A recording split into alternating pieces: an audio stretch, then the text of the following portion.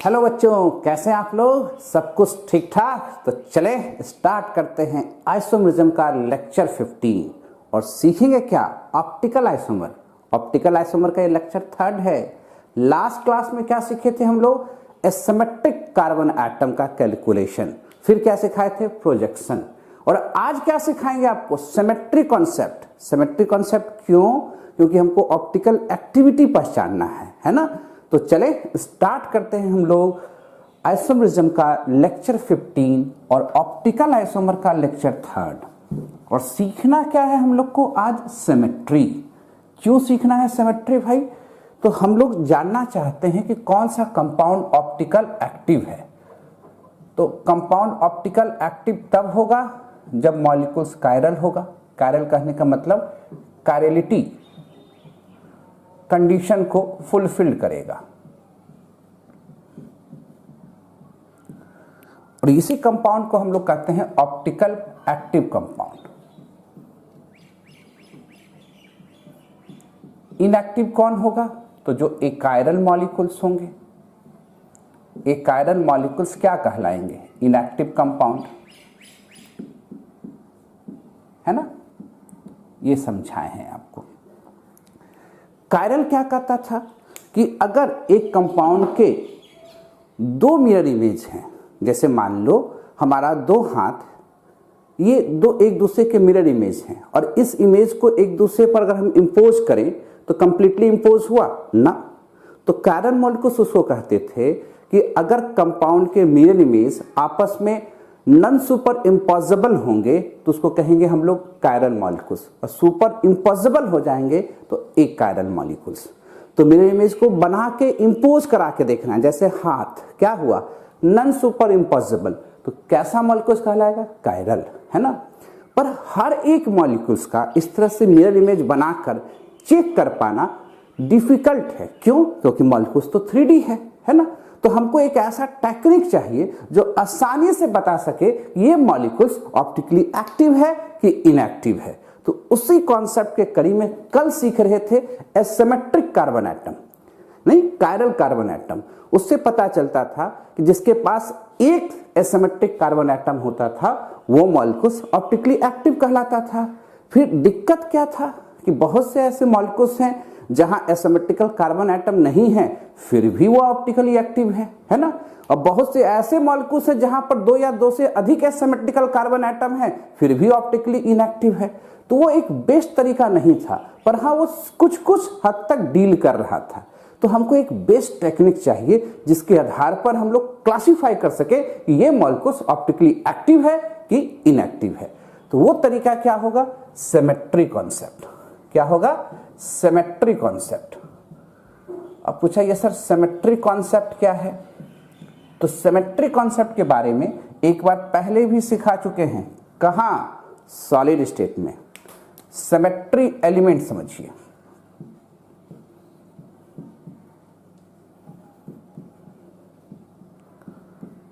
Symmetry element कौन कौन है? Plane of symmetry, plane of symmetry.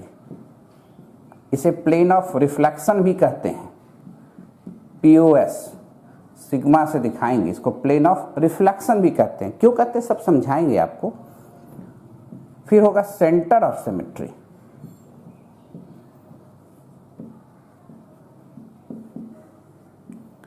COS इसको सेंटर ऑफ इन्वर्सन भी कहेंगे। I से दिखाएंगे। एक्सिस ऑफ सिमेट्री,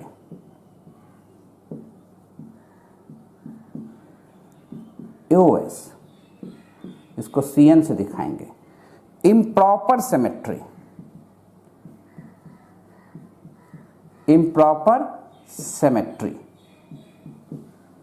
इसको SN से दिखाएंगे। और इसी का दूसरा नाम है अल्टरनेट एक्सिस ऑफ सिमेट्री,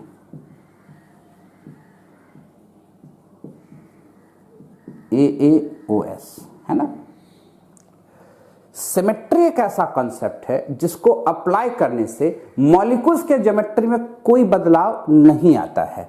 तो कैसे चेक करते हो? तो एक एक करके सिखाएंगे ही। पर अभी हमको क्या सोचना है? सिर्फ दो plane of symmetry, centre of symmetry, हमको इसका भी काम पड़ेगा, इम्प्रॉपर सिमेट्री। देखिए क्या है कि अगर किसी मॉलिक्यूल्स में पीओएस है, ध्यान से लिखते हैं, पीओएस है, सीओएस है, एएओएस है, और यहाँ नेचर देख रहे हैं, उम्मीद करते हैं कि दिख रहा होगा सबको। एक बार हम चेक कर लें,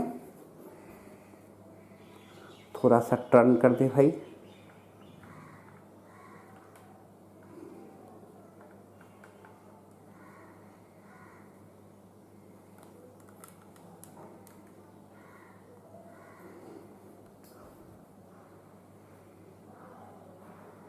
है ना,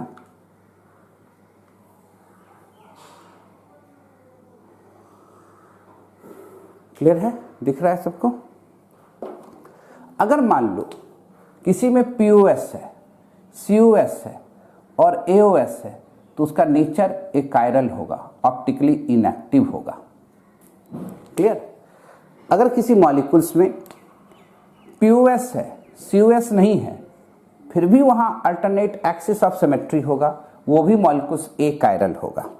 ध्यान से सुनिएगा, पीओएस नहीं है, सीओएस है, तो एओएस जरूर होगा, तब भी वो मॉलिक्यूल्स ए कायरल होगा। और ऐसा भी केस आएगा कि जहां पर पीओएस नहीं हो, सीओएस नहीं हो, फिर भी एओएस हो, तब भी वो मॉलिक्यूल्स ए कायरल होगा।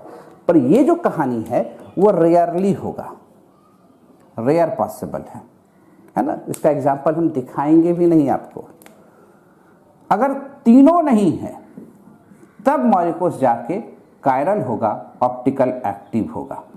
यानी मॉलिक्यूल्स के ऑप्टिकल एक्टिव होने के लिए कंडीशन क्या है कि उसके पास प्लेन ऑफ सिमेट्री ना हो, सेंटर ऑफ सिमेट्री ना हो, अल्टरनेट एक्सिस ऑफ सिमेट्री ना हो, तो वो मॉलिक्यूल्स कायरल होगा, ऑप्टिकल एक्टिव होगा, है ना। तो जरा देखो, अगर सिर्फ इसी को पकड़ के चलोगे तो ये तो क्लियर कर देगा कि कौन एक्टिव है कौन इनएक्टिव है।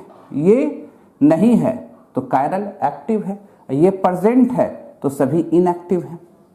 पर इसको चेक करना थोड़ा डिफिकल्ट होता है, इसलिए हम लोग चेक करेंगे प्लेन ऑफ सिमेट्री और सेंटर ऑफ सिमेट्री पर, है ना। देखो ना, अगर ये दोनों प्रेजेंट है तब तो ये है ही, या दोनों में कोई एक प्रेजेंट है तब भी अल्टरनेट एक्सिस ऑफ सिमेट्री है।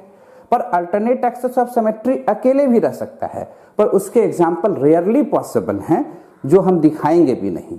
तब तो हमारे दिमाग में सेट हो गया कि अगर पीओएस या सीओएस रहेगा तो एओएस तो रहेगा ही, है ना।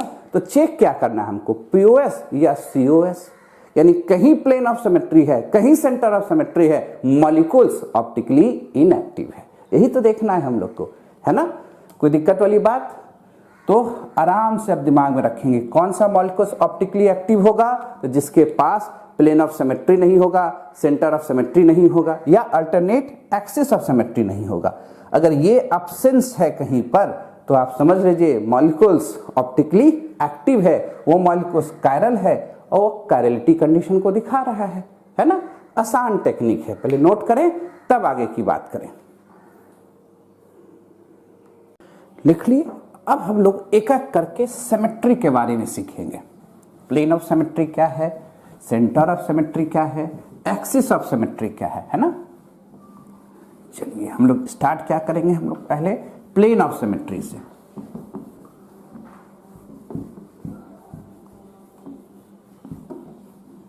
ठीक है, हेडिंग लगाएंगे प्लेन ऑफ सिमेट्री। सिमेट्री एक ऐसा कॉन्सेप्ट है जिसको अप्लाई करने से मॉलिक्यूल्स के ज्योमेट्री में किसी प्रकार का कोई अंतर नहीं आता है। Plane of symmetry, POS. ठीक है, देखो ये ट्रायंगल है। ट्रायंगल में हम देखते हैं कि ट्रायंगल कहां पर दो आइडेंटिकल पार्ट से बट सकता है। यानी प्लेन ऑफ सिमेट्री क्या है, एक इमेजिनरी प्लेन है जो मॉलिक्यूल्स को दो बराबर भागों में बांटता है। पूरा का पूरा सिमेट्री कॉन्सेप्ट ही इमेजिनरी है। ठीक है, तो प्लेन ऑफ सिमेट्री क्या है, एक इमेजिनरी कॉन्सेप्ट है जो मॉलिक्यूल्स को दो आइडेंटिकल पार्ट में डिवाइड करता है। तो देखो, तो ये जो ट्रायंगल है कहां से दो बराबर भागों में बटेगा, तो पहला तो ये हो गया, दूसरा तो ये हो गया, तीसरा ये हो गया। यहां तो तीन प्लेन ऑफ सिमेट्री दिख रहा है। आप कहिएगा सर इसको प्लेन ऑफ रिफ्लेक्शन क्यों कहते हैं? इसको prime, double prime, triple prime से भी लिख सकते थे। प्लेन ऑफ रिफ्लेक्शन क्यों कहते हैं? बिल्कुल, देखो इस प्लेन को आप मिरर जैसा ट्रीट करो, प्लेन मिरर जैसा। अगर हम इसको A, इसको B, इसको C लिख देते और ये जो प्लेन है ये मिरर जैसा काम कर रहा है, मान लो प्लेन मिरर है, तो क्या होता कि जहां प्लेन रखोगे वो तो हिलेगा डोलेगा नहीं, ये पर B कहाँ आ जाएगा? रिफ्लेक्ट होके यहां पर आ जाएगा, ये यहां चला जाएगा। क्लियर? इसलिए इसको कहते हैं हम लोग प्लेन ऑफ रिफ्लेक्शन। ध्यान से सुनिएगा, सिमेट्री एक ऐसा कॉन्सेप्ट है जिसको अप्लाई करने से मॉलिक्यूल्स के ज्योमेट्री में कोई चेंजेस नहीं होता है। मान लीजिए जिस समय प्लेन रख रहे रहते, कहते हैं अपनी आंखें बंद रखिए और ये हम नंबरिंग हटा देते ABC, रिफ्लेक्ट होके सेम टू सेम ऐसा ही फिगर आता और ये फिगर को कहते हैं कि अब आंखें खोलिए और इस फिगर को देख के बताइए कि इसमें हमने प्लेन रखा है कि नहीं रखा है, तो आप कहिएगा पता नहीं। क्यों?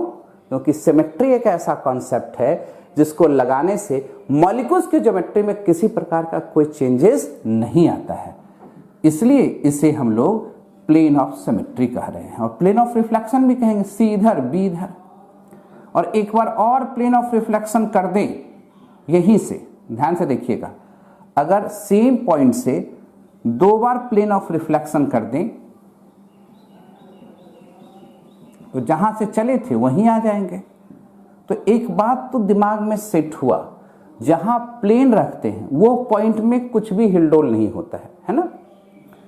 तो 2 बार प्लेन ऑफ रिफ्लेक्शन करने से जहां से चले थे वहीं आ जाएंगे। ई मतलब आइडेंटिकल, जो पहला था वही।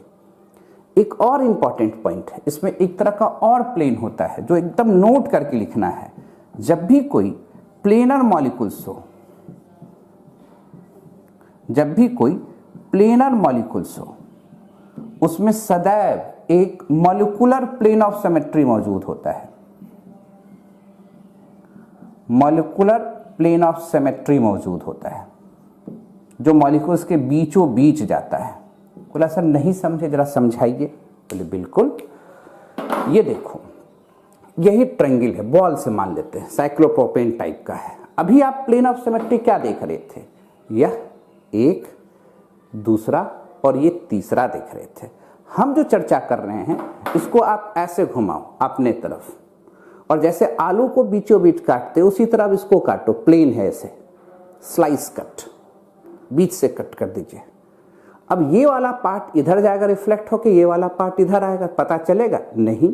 क्यों? क्योंकि इसको स्फीयर माने हैं। तो इसको क्या कहेंगे हम लोग? मॉलिक्यूलर प्लेन ऑफ सिमेट्री कहेंगे। क्लियर? इसको क्या कहेंगे? Molecular plane of symmetry. Molecules के एकदम बीचों बीच जो प्लेन प्रेजेंट होगा, ये कब होगा? जब मॉलिक्यूल्स प्लेनर होगा। तो अगर आपसे कोई पूछे कि यहाँ कितने प्लेन ऑफ सिमेट्री हैं, तो 3 तो इस तरह से दिख रहे थे जो साफ साफ आपको बाइसेक्ट कर रहे थे, और एक मॉलिक्यूल्स के प्लेन के अंदर है, तो कितने हो गए? 4। और कहीं भी किसी भी मॉलिक्यूल्स में यदि एक भी प्लेन ऑफ सिमेट्री दिख गया, मॉलिक्यूल्स ऑप्टिकली इनएक्टिव हो जाएगा। हम तो यहाँ 4 दिख रहा है, एक दिख जाएगा तो इनएक्टिव हो जाएगा, है ना? तो पहले नोट करें और एग्जाम्पल से समझाते हैं। नोटेड, लिख लिए। अभी और एग्जाम्पल से सीखेंगे, तरह तरह का एग्जाम्पल लेंगे और आपका कॉन्सेप्ट क्लियर करेंगे, है ना? ध्यान से देखिए, हम वाटर मॉलिक्यूल्स ले लेते हैं। H2O, H2O का लुईस डॉट स्ट्रक्चर लिखने में कोई दिक्कत नहीं। बताओ बॉन्ड पेयर कितने? 2। लॉन पेयर कितने? 2। हाइब्रिडाइजेशन कितना? sp3। क्या लिखेंगे? टेट्राहेड्रल। और ज्योमेट्री क्या होगा? जो शेप कहते हो, जो आकृति कहते हो, वो क्या होगा? वी शेप, बेंड शेप या एंगुलर शेप, सब तो इसी का नाम है, एंगुलर शेप। अब जो वी शेप है वाटर का, जरा ध्यान से देखना, ये शेप है, लॉन पेयर भी है। अब हम लोग इसमें खोजना चाहते हैं सिमेट्री। क्या खोजना चाहते हैं? सिमेट्री। देखो भी शेप हम बना लेते हैं इसी ट्रायंगल को। क्या दिखा, भी शेप दिख रहा है, वाटर, ये ऑक्सीजन है, दोनों हाइड्रोजन है, इस रूप में रखिए। अब देखो कहां से प्लेन काट सकते हैं, इसको देखो इस तरह से प्लेन काट सकते थे बीचों बीच, कहेंगे हाँ सर, तब तो ये एक प्लेन ऑफ सिमेट्री दिख रहा है आपको। ये प्लेन काटते इस तरह से प्लेन रख देते, मिरर रख देते, तो कोई चेंज होता क्या इसमें, कोई बदलाव होता क्या, नहीं, सेम टू सेम वही रहता। हाइड्रोजन इधर चले आते, ये इधर चले जाते, क्लियर। तब तो यहां एक प्लेन ऑफ सिमेट्री है। एक और प्लेन ऑफ सिमेट्री यहां पर हमको दिख रहा है, आपको दिख रहा है क्या, स्लाइस कट। देखो तो इसको बीचों बीच काट सकते थे कि नहीं काट सकते थे, इधर वाला पार्ट इधर, इधर वाला पार्ट इधर। मलकुस प्लेन पर दिख रहा है, सभी तो एक ही प्लेन पर दिख रहे हैं, तो स्लाइस कट तो हो ही सकता था। तो यहां एक मॉलिक्यूलर प्लेन ऑफ सिमेट्री है। क्या है, मॉलिक्यूलर प्लेन ऑफ सिमेट्री है। एक तो पीओएस ये हो गया और प्लस एक क्या हो जाएगा, मॉलिक्यूलर प्लेन ऑफ सिमेट्री। इस तरह से सोचना है हम लोग को। और एक भी सिमेट्री दिख गया तो मॉलिक्यूल्स तो ऑप्टिकली इनएक्टिव है। जैसे देखो BF3, ध्यान से देखना, हाइब्रिडाइजेशन तो जान ही रहे हो, sp2 अब तो बताने की जरूरत है नहीं। ट्रायगोनल प्लेनर, सभी एंगल 120 डिग्री पर हैं, 120 डिग्री पर हैं। अब इसमें हम प्लेन ऑफ सिमेट्री खोजना चाहते हैं, ध्यान से देखना।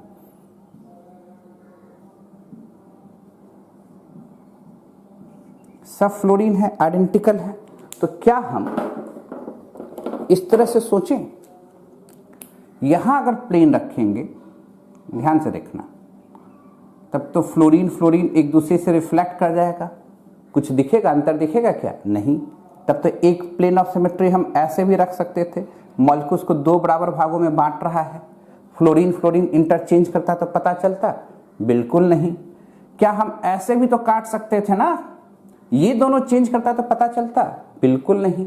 इसमें एक और है, सोच के बताओ वो क्या होगा, सोच के बताओ। ये देखो फ्लोरीन है, BF3, अभी क्या देख रहे थे, ऐसे ऐसे, है ना, ऐसे प्लेन। अब क्या बोल रहे हैं, एकदम स्लाइस कट बीचों बीच, है ना। तो क्या कहेंगे, यहां पर एक और प्लेन ऑफ सिमेट्री है जिसका नाम क्या होगा, मॉलिक्यूलर प्लेन ऑफ सिमेट्री। तो पीओएस की संख्या कितना होगी, 3 + 1 4, ये मॉलिक्यूलर हो जाएगा। मॉलिक्यूलर प्लेन को लिखते हैं MP से, समझ जाओगे।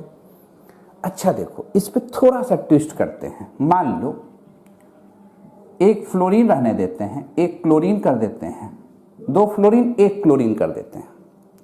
अब बताओ तो कितना होगा। अब क्या ये प्लेन हो सकता है क्या, सोच के बताना। तो आप कहेगा नहीं, क्यों नहीं हो सकता है, क्योंकि फ्लोरीन और क्लोरीन बदलेगा तो पता चल जाएगा, तब तो ये प्लेन ऑफ सिमेट्री नहीं है। अच्छा ये बताओ, ये प्लेन ऑफ सिमेट्री हो सकता है क्या, तो आप कहोगे बिल्कुल नहीं। क्यों, क्योंकि फ्लोरीन और क्लोरीन बदलेगा तो पता चल जाएगा, तब तो ये भी प्लेन ऑफ सिमेट्री नहीं है। अच्छा ये बताओ, ये हो सकता है क्या, तो आप कहोगे हाँ। क्यों, क्योंकि दोनों तो फ्लोरीन है, ये तो हिल डोल करेगा नहीं, तो 2 बराबर भागों में तो कट रहा है, तब तो ये प्लेन ऑफ सिमेट्री हो गया। और मॉलिक्यूलर प्लेन ऑफ सिमेट्री तो होगा ही, क्योंकि वो तो एटम है भैया, ये फ्लोरीन रहे, क्लोरीन रहे, ब्रोमीन रहे, उससे कोई मतलब नहीं, उसके तो पोजीशन में कोई चेंज होगा ही नहीं, सिर्फ उसका ये वाला पार्ट इधर जाएगा, ये वाला पार्ट इधर जाएगा।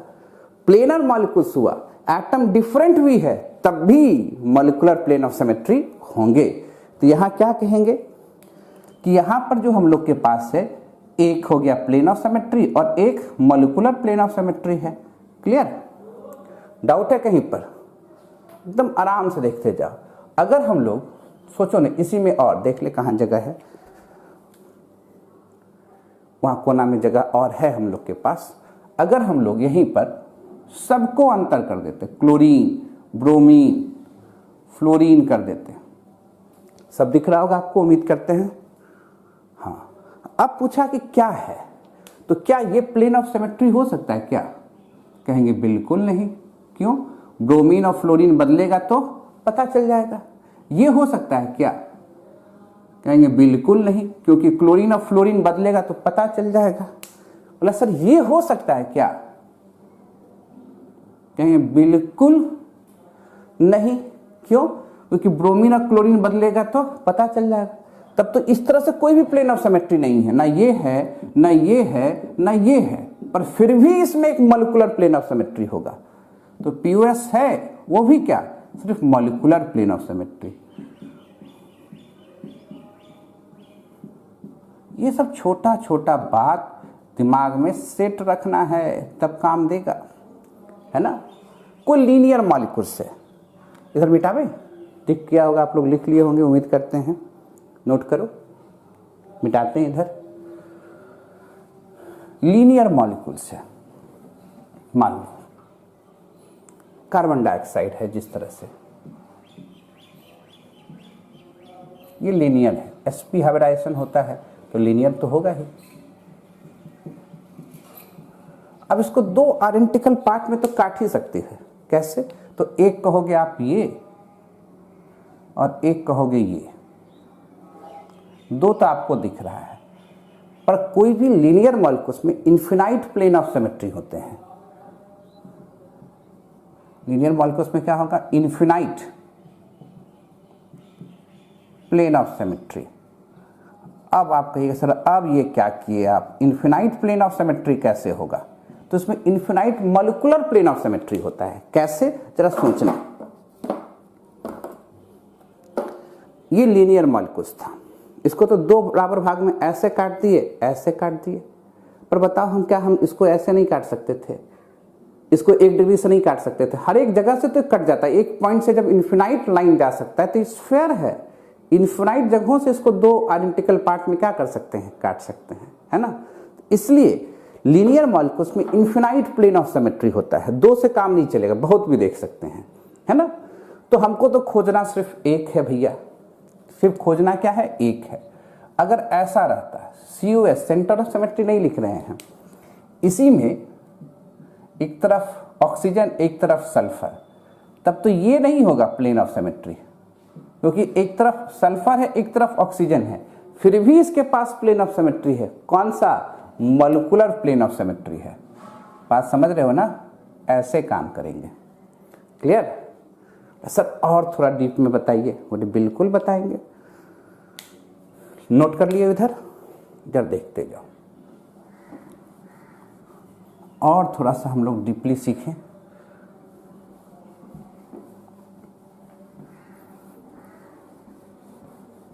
अगर छूट जाए तो लेक्चर को आगे पीछे करके देख लोगे, इसमें क्या दिक्कत है ना। जरा देखो, अगर मान लो कोई स्क्वायर रहता, सोचते, हम इसको ब्यूटेन नहीं कह रहे हैं, स्क्वायर कह रहे हैं, और प्लेनर है, कितनी जगहों से दो आइडेंटिकल पार्ट में डिवाइड हो सकता है? तो आप कहिएगा सर एक तो ये दिख रहा है, एक ये दिख रहा है, दो, तीसरा ये, चौथा ये, चार तो ये हो गया, और एक मॉलिक्यूल्स के बीचों बीच मॉलिक्यूलर प्लेन ऑफ सिमेट्री। तब तो पीओएस 4 + 1 5 हो जाएगा कि नहीं हो जाएगा, है ना। अगर मान लो एक रेगुलर पेंटागन हो, एक रेगुलर पेंटागन हो, तो देखो कहां से बटेगा? तो यह एक, तो यह दूसरा, यह तीसरा, यह चौथा, यह पांचवा, यह 5 हो गया। और एक तुम अगर प्लेनर रहेगा तो molecular plane of symmetry. 5 planar है तो molecular plane of symmetry. Regular hexagon हो जाए लाइक बेंजीन,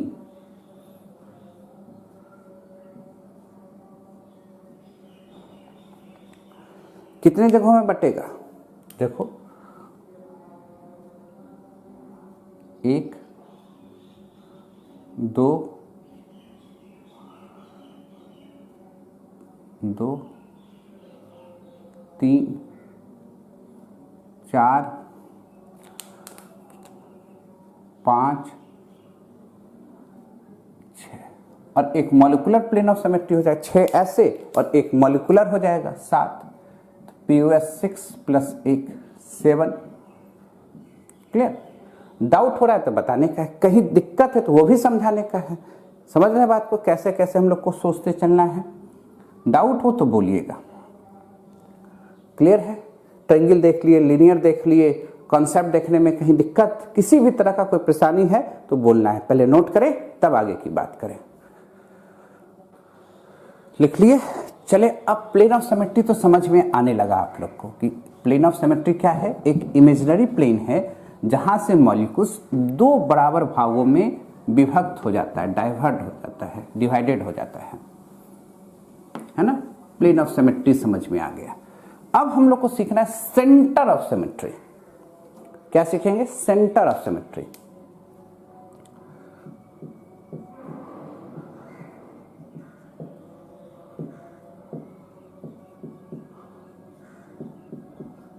COS, इसको सेंटर ऑफ इन्वर्सन भी कहते हैं, आई से, है ना। जरा देखो, ट्रायंगल है हमारे पास, इसमें खोजना चाहते हैं कि सेंटर ऑफ सिमेट्री है कि नहीं है। देखिए खोजने का तरीका क्या है। सेंटर ऑफ सिमेट्री मतलब सेंटर से ही रिलेशन है। आप मॉलिक्यूल्स के किसी भी भाग पर खड़े हो जाएं और सीधा रेखा में चलें, एकदम स्ट्रेट फॉरवर्ड चलें। हम कॉर्नर पर खड़ा हो गए, सेंटर होते हुए स्ट्रेट जाना चाहते हैं। अगर आइडेंटिकल पार्ट मिल गया, अगर आप कॉर्नर से चले होते कॉर्नर मिल जाता, तो ये निश्चित तौर पर सेंटर ऑफ सिमेट्री कहलाता। जैसे मान लो स्क्वायर है और ये सेंटर है, हम क्या कर रहे हैं, कॉर्नर चले, सेंटर होते हुए कॉर्नर आ गया, तो निश्चित तौर पर ये सेंटर ऑफ सिमेट्री है। पर यहां हम कॉर्नर से चले, सेंटर होते हुए मिडिल आ गया, तो इसका मतलब ये यहां पर सेंटर ऑफ सिमेट्री नहीं है। और यहां है, अगर हम मिडिल से चले, सेंटर होते हुए मिडिल आ गया, तो निश्चित तौर पर ये सेंटर ऑफ सिमेट्री है यहां पर। और इस सेंटर को हम लोग कहते हैं सेंटर ऑफ इन्वर्सन। इस सेंटर को क्या कहेंगे? Centre of inversion. क्लियर? समझिएगा बात को। अगर पेंटागन रहता, पेंटागन रहता और यहां पर ये सेंटर है, क्या करते? मिडिल से चले, सेंटर होते हुए कॉर्नर आ गया, तो सेंटर ऑफ सिमेट्री नहीं है। क्लियर है? हेक्सागन चलते, बेंजीन टाइप का रेगुलर हेक्सागन, देखो तो कॉर्नर से चले, सेंटर होते हुए कॉर्नर, मिडिल से चले, सेंटर होते हुए मिडिल, तो यहां सेंटर ऑफ सिमेट्री है। इसका मतलब दिख रहा है कि जहां इवन इन्वायरमेंट है, देखो ना 1 2 3 ऑड है, यहां क्या है? इवन है। तो जहां ऑड इन्वायरमेंट है वहां सेंटर ऑफ सिमेट्री नहीं है। जहां इवन इन्वायरमेंट है एटम्स का, वहां सेंटर ऑफ सिमेट्री है। ऑड इन्वायरमेंट है, सेंटर ऑफ सिमेट्री नहीं है। इवन इन्वायरमेंट है, सेंटर ऑफ सिमेट्री है। तो अगर आपसे कोई पूछ दे कि लीनियर मॉलिक्यूल से इस तरह से और इसके सेंटर को चेक करना है, सेंटर ऑफ सिमेट्री होगा? हाँ भैया, इवन है तो क्या होगा? सेंटर ऑफ सिमेट्री होगा। क्लियर? तो जहां इवन होंगे वहां सेंटर ऑफ सिमेट्री दिखेगा। कोई पूछ दिया क्यूबेन टाइप, क्यूब है मान लो, क्यूबेन तो मॉलिक्यूल्स का नाम हो गया, क्यूब ले लो। क्यूब में पूछा तो कहोगे निश्चित तौर पर यहां सेंटर ऑफ सिमेट्री होगा, क्योंकि इवन इन्वायरमेंट है ना, होगा। अब आपसे कोई पूछ दिया कि सर BF3 में होगा, तो आप कहोगे बिल्कुल नहीं होगा। क्यों नहीं होगा? क्योंकि जरा देखो, सेंटर तो बोरॉन का है और इन्वायरमेंट क्या है? ऑड है। तो क्या यहां सेंटर ऑफ सिमेट्री होगा? नहीं होगा। फ्लोरीन से चलेंगे, बोरॉन होते हुए फ्लोरीन आया, नहीं आया, तो यहां सेंटर ऑफ सिमेट्री नहीं होगा। बोला सर वाटर मॉलिक्यूल्स दे दिया तो OH2, यहां भी नहीं होगा। क्यों? क्योंकि हाइड्रोजन, सेंटर को तो ऑक्सीजन मानेंगे, हाइड्रोजन होते हुए ऑक्सीजन होते हुए चलेंगे तो क्या फिर मिल रहा है हमको हाइड्रोजन? नहीं, तो यहां पर भी सेंटर ऑफ सिमेट्री नहीं होगा। पर कार्बन डाइऑक्साइड में देखो तो CO2 में ऑक्सीजन कार्बन ऑक्सीजन यहां होगा। कैसे होगा? तो भैया देखो ना, सेंटर हो गया कार्बन, चले ऑक्सीजन से, कार्बन होते हुए फिर क्या मिल गया? ऑक्सीजन। यहां I है, COS है ना।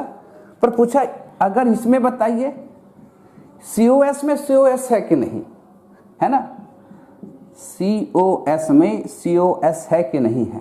क्या कहोगे? नहीं है। क्यों?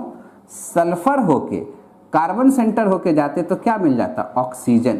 तो I है क्या? नहीं है। क्लियर? सेंटर ऑफ सिमेट्री का मीनिंग समझ में आ रहा है क्या है? कैसे चेक करेंगे ये पता चल रहा है आपको? डाउट कहीं पर? पहले नोट करें तो एक्सिस ऑफ सिमेट्री एक बार समझाएं आपको। लिख लिए भाई? कहीं दिक्कत है? एकदम आराम से, अगर थोड़ा फास्ट हो तो भैया आगे पीछे करके लिख लेना चाहिए। अब चले एक्सिस ऑफ सिमेट्री में। किधर चलेंगे हम लोग? एक्सिस ऑफ सिमेट्री में। ठीक है, एक्सिस ऑफ सिमेट्री में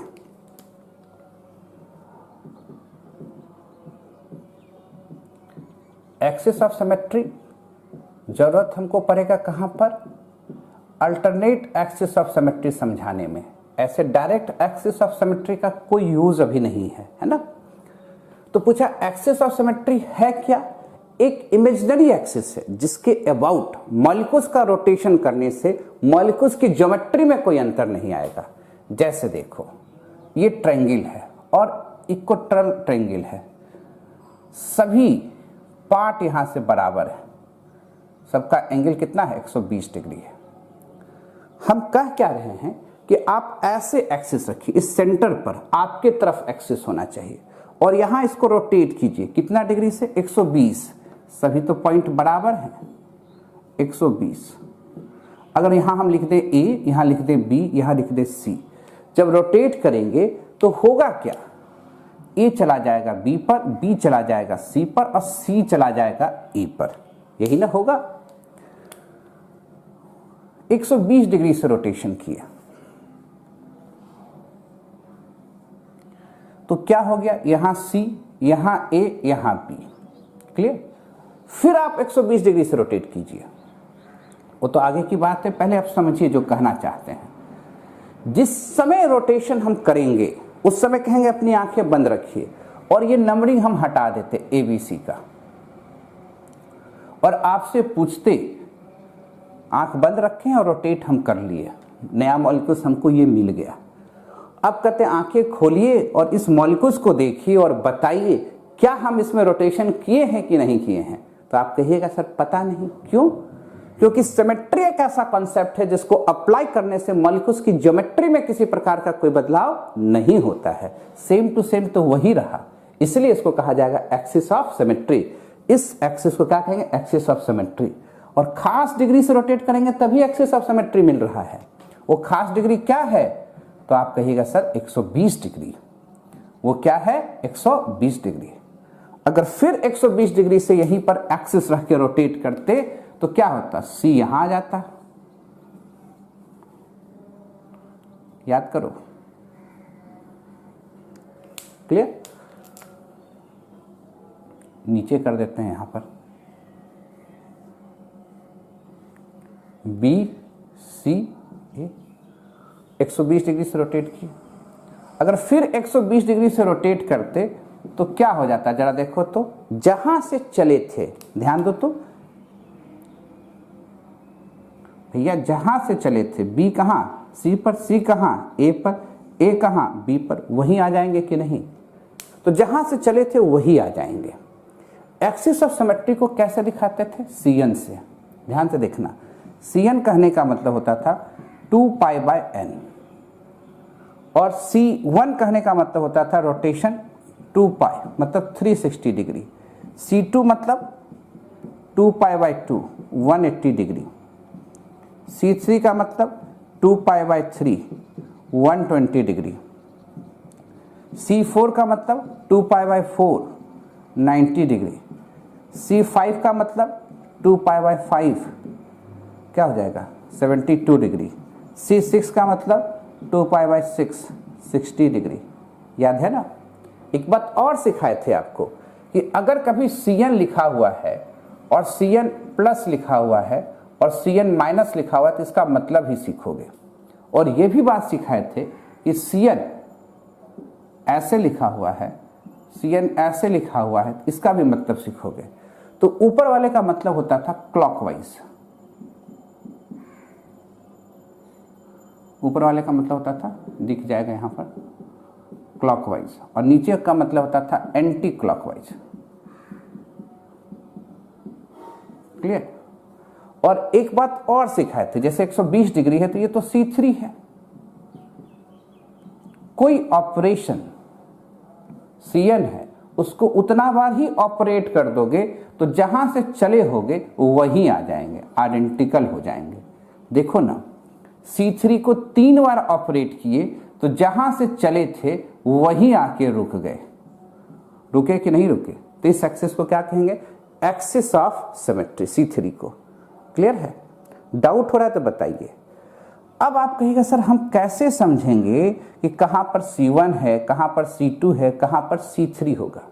इसको भी सीखने का तरीका बताए थे आपको कि अगर जहां पर एक्सिस रख रहे हो वहां से देखो कि कितना पॉइंट दिख रहा है अगल बगल इन्वायरमेंट में। जैसे देखो हमने एक्सिस को बीच में रखा तो हमें कितना पॉइंट अगल बगल दिख रहा है? 2। तो इसका मतलब ये निश्चित तौर पर C2 होगा। क्या होगा? C2 होगा। अगर हम ट्रायंगल रख रहे हैं तो अगल बगल कितना पॉइंट दिख रहा है? 3। ये निश्चित तौर पर क्या होगा? C3 होगा। अगर हम स्क्वायर ले रहे हैं तो कितने पॉइंट दिख रहे हैं? 4। तो बीच वाला एक्सिस क्या होगा? C4 होगा। अगर हम पेंटागन ले रहे हैं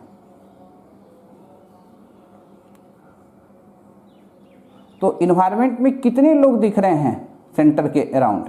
5। तो C5 होगा। हेक्सागन लेंगे, रेगुलर हेक्सागन लेंगे, यहां पर लिख देते हैं, तो कितने दिख रहे हैं?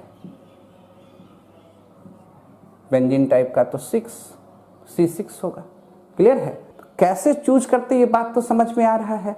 तो एक्सिस ऑफ सिमेट्री क्या है? जिस एक्सिस के अबाउट मॉलिक्यूल्स को रोटेट करने से उसकी ज्योमेट्री में ना बदलाव हो तो उस एक्सिस को क्या कहेंगे? एक्सिस ऑफ सिमेट्री कहेंगे, है ना।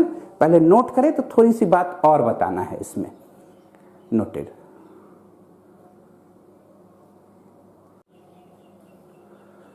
चलिए लिख लिए हो गए, मिटाए थोड़ा सा बात और सिखाएं। लोगों को कंफ्यूजन क्या होता है कि अगर किसी मॉलिक्यूल्स में एक एक्सिस ऑफ सिमेट्री दिख गया तो दूसरा नहीं होगा। ऐसा नहीं है।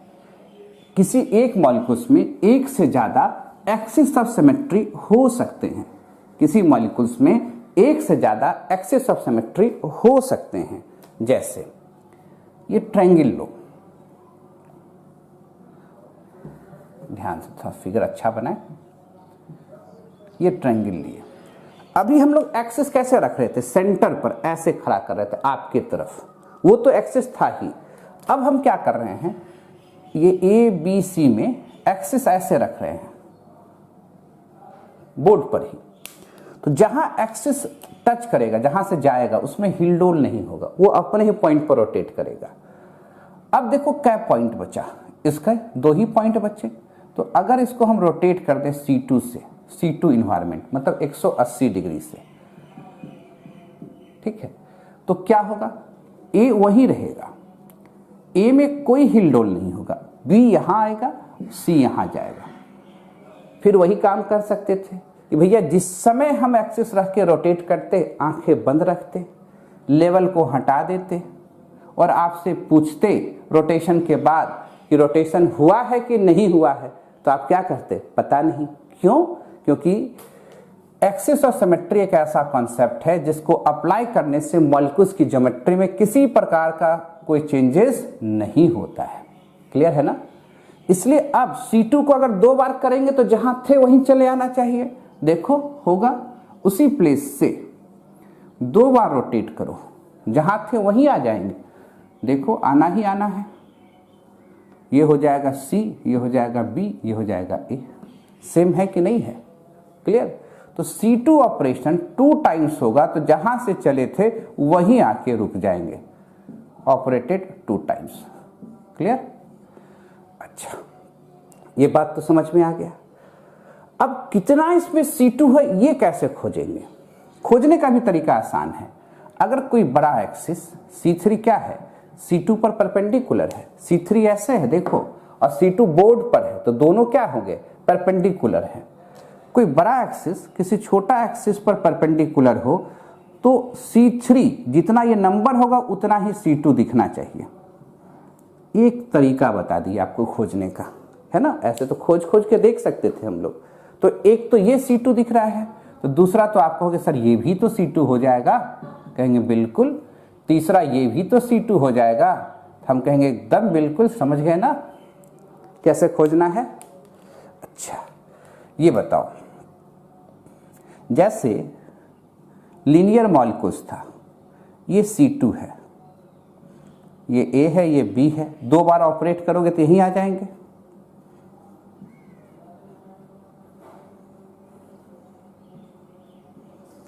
B A, फिर ऑपरेट करेंगे तो क्या हो जाएगा? जहां से चले थे वहीं आके खड़े हो जाएंगे, यहां हो जाएगा A B। पर सोचो समझो कि अगर स्क्वायर है, ध्यान से देखना, C4 तो सेंटर पर है, C4 सेंटर पर है, ये बात तय जान रहे, C4 सेंटर पर है। अब जरा देखो, 2 पैरेलल के बीच, ये 2 पैरेलल है, 2 पैरेलल के बीच यहां से 2 पॉइंट है और यहां से भी 2 पॉइंट है। तो अगर इसको भूल जाओ तो क्या दिख रहा है आपको? 2 लीनियर दिख रहा है और दोनों के बीच का एक कॉमन एक्सिस दिख रहा है। तो इस एक्सिस को भी हम लोग C2 कहेंगे, इसको भी क्या कहेंगे हम लोग? C2 कहेंगे। सिखाए थे आपको। 2 पैरेलल लाइन के बीच अगर कॉमन एक्सिस होगा तो वह एक ही एक्सिस कहलाएगा C2। 2 ट्रायंगल के बीच एक कॉमन एक्सिस होगा तो वो भी क्या कहलाएगा? एक कॉमन एक्सिस कहलाएगा, है ना? तो यहाँ ये C2 है, यहाँ क्या दिख रहा है कि C4 पर परपेंडिकुलर है क्या? C2। तो कितना C2 दिखना चाहिए यहाँ पर? सोच के बताओ। तो आप कहोगे सर 4 आपके फॉर्मूला के हिसाब से, और दिखेगा भी। जब यह एक C2 है जहाँ पर प्लेन रहता था तो वहाँ पर भी तो एक C2 होगा, डायगोनल पर भी तो एक C2 होंगे, इस डायगोनल पर भी तो एक C2 होंगे। तो कितने हो गए? 4। कोई दिक्कत? अच्छा, पेंटागन में चलो।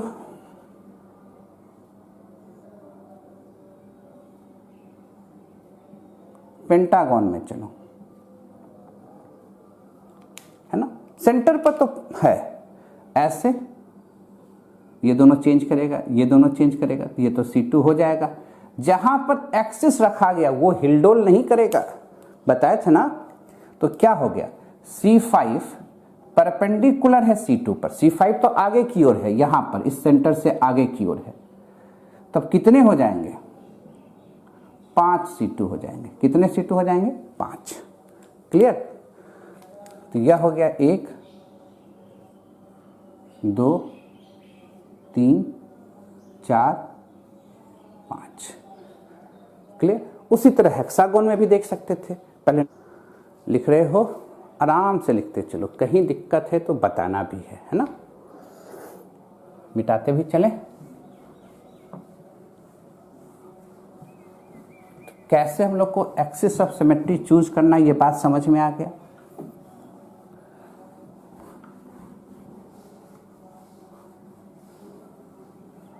कहीं दिक्कत है? चूज कर सकते हैं आराम से एक्सिस ऑफ सिमेट्री। आइडिया तो क्लियर है। बेंजीन वाला अगर देखना चाहते तो हम लोग क्या कहते कि बेंजीन है, तब तो ये सेंटर पर C6 दिख रहा था, और जहां प्लेन ऑफ रिफ्लेक्शन होता है वहां पर C2 भी दिख रहा था। कैसे? तो हमको दिख रहा था कि बेंजीन में यहां पर ये C2 है, 2 बराबर भागों में बंट रहा है। ये दोनों चेंज करेगा तो पता नहीं चलेगा, पता नहीं चलेगा, पता नहीं चलेगा। तो ये C2 है। हमें क्या दिख रहा है कि C6 परपेंडिकुलर है किस पर, C2 पर। तो करना क्या है, 6 C2 होंगे। कितने C2 हो जाएंगे, 6। कौन कौन, तो एक तो ये हुआ, दूसरा ये हो गया, तीसरा ये हो गया, चौथा ये हो गया, पांचवा ये हो गया, छठा ये हो गया। क्लियर है? कैसे सोचना है, समझ में आ रहा है? ऐसा नहीं कि इसमें C3 भी होता है, C3 भी होता है, पर अब इतना हम लोग के लिए काफी है ना। अब कॉन्सेप्ट को बढ़ाते हैं। क्या बढ़ाते हैं कि अगर एक भी प्लेन ऑफ सिमेट्री दिख गया तो मॉलिक्यूल्स क्या हो जाएगा, ऑप्टिकली इनएक्टिव। तो सर आप ये बताइए, एक बच्चे हमसे पूछ दिए, सर ये बताइए कल आप हमको सिखाए हैं कायरल कार्बन एटम। बोले हाँ, एसिमेट्रिक कार्बन एटम। सर जहां पर एक एसिमेट्रिक कार्बन एटम होगा, ठीक, कार्बन एटम होगा, उसको आप कहे कि वो ऑप्टिकली एक्टिव होगा। कल तो आप यही बताए हैं सर। बोले हाँ बिल्कुल। तब आप आज यह बोल रहे हैं सर कि जो ऑप्टिकली एक्टिव होगा वहां पर प्लेन ऑफ सिमेट्री नहीं होना चाहिए। बोले हाँ नहीं होना चाहिए, या सेंटर ऑफ सिमेट्री नहीं होना चाहिए। कहें बिल्कुल नहीं होना चाहिए। अल्टरनेट एक्सिस ऑफ सिमेट्री नहीं होना चाहिए। कहें बिल्कुल नहीं होना चाहिए। तो सर हमको जरा बताइए ना कि अगर ये एसिमेट्रिकल कार्बन एटम है तो इसमें प्लेन ऑफ सिमेट्री नहीं है, ये प्रूफ करके दिखाइए। बोले बिल्कुल। ये क्या दिख रहा है आपको, स्टीरियोजेनिक सेंटर दिख रहा है, एसिमेट्रिक कार्बन एटम दिख रहा है, देखते जाओ, एसिमेट्रिक कार्बन एटम है, ये ऑप्टिकली एक्टिव है। अगर सिर्फ एक एसिमेट्रिक कार्बन एटम होगा तो निश्चित तौर पर ऑप्टिकली एक्टिव होगा। ये भी सिखाए थे आपको। कैसे होगा, तो यहां पर absence of plane of symmetry है, प्लेन ऑफ सिमेट्री है। ये हमको दिखाना है आपको, यहां पर प्लेन ऑफ सिमेट्री का अब्सेंस है। तो कैसे दिखाएं, तो समझिएगा। देखो इसकी हाइब्रिडाइजेशन क्या है, तो आप कहोगे सर sp3। sp3 का मतलब क्या होता है, tetrahedral. Tetra means 4, hedral means face. Which type of face, तो ट्रायगोनल फेस। ध्यान से देखना जो हम कहना चाहते हैं, है ना, टेट्राहेड्रल।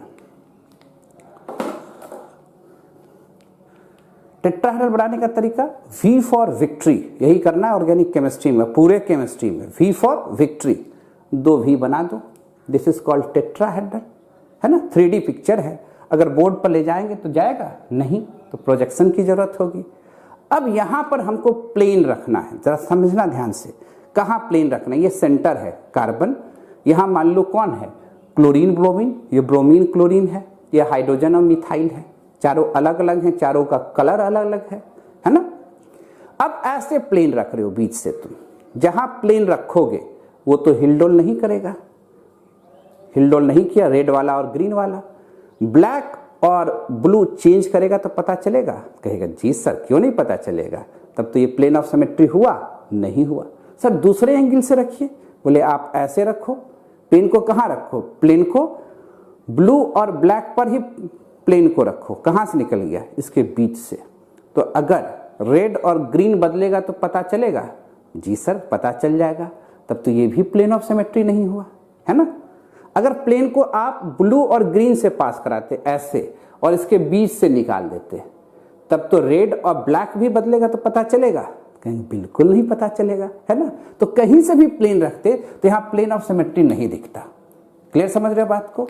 इसलिए यहां प्लेन ऑफ सिमेट्री नहीं है, इसलिए ऑप्टिकली एक्टिव है। प्रूव हो रहा है कि नहीं हो रहा है। बोला सर बोर्ड पर कैसे बनाएंगे, 3D है तो इसलिए हाथ पर बनाने के लिए सिखाए आपको, फिर भी आप चाहते कि नहीं बोर्ड पर बनाए। देखो कैसे सोचो कि जब भी बोर्ड पर बनाने के लिए बताए तो आपको कहे कि आप एक क्यूबिक रूम में बैठे हो और बीच के सेंटर पर कार्बन को बैठा दो, ये सिखाए थे, सॉलिड स्टेट में ही बताए थे। देखो 2 V बन रहा है, तो ऊपर वाला फेस और नीचे वाला फेस को लो। ऊपर वाले फेस पर जिस डायगोनल पर 2 एटम दोगे, नीचे वाले फेस के अपोजिट डायगोनल पर 2 एटम दोगे, है ना। सर दे दीजिए। ऊपर वाला फेस हमने ले लिया, क्लोरीन ब्रोमीन, और नीचे वाला फेस जस्ट अपोजिट, यहां क्या दे दिए हाइड्रोजन और यहां क्या दे दिए मिथाइल। प्लेन रख दो, ये बॉन्ड है, ये बॉन्ड है, आप प्लेन रख दो। क्या बिल्कुल रख देते हैं सर।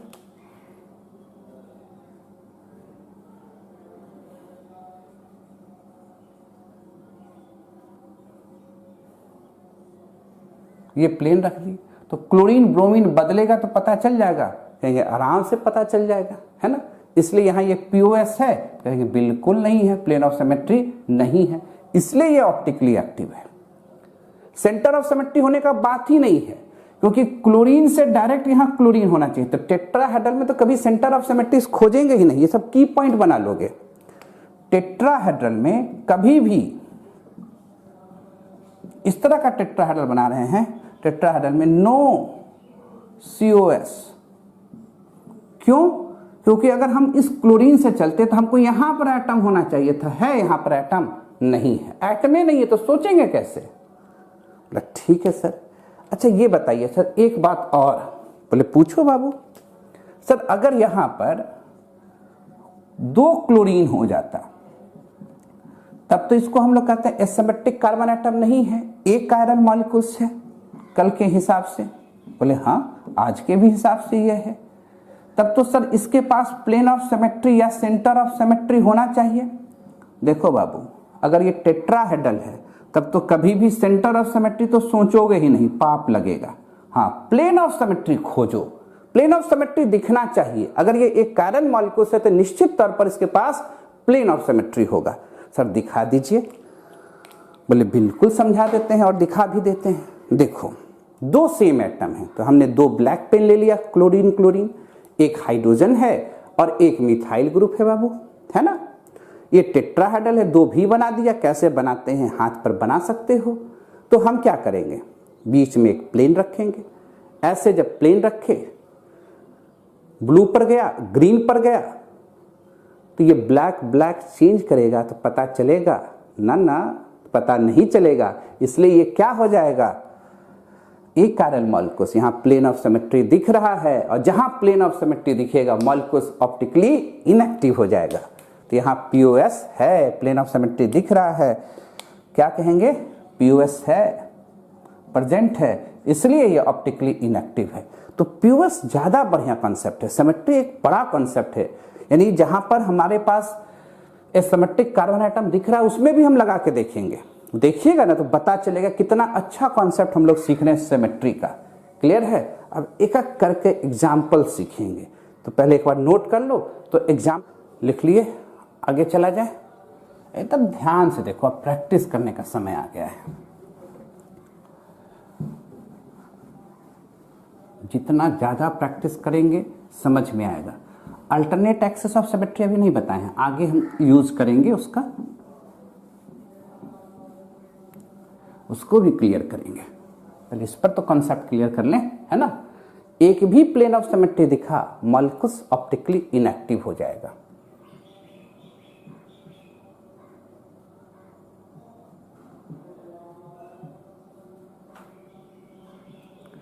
POS COS और नेचर देखना है।